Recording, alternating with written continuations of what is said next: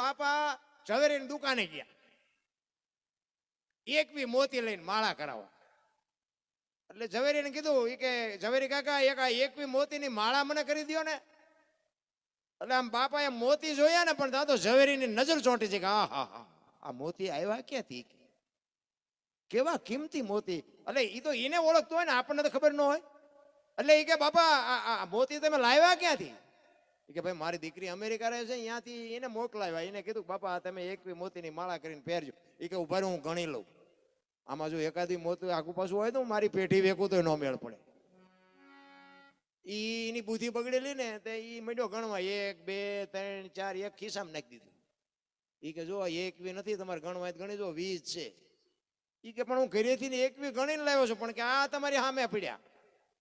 બાપા મીંડ્યા ગણવા, હા 1 2 3 4, બાપા એક ખિસ્સામાં નાખી દીધું. એ કે હા 20 છે.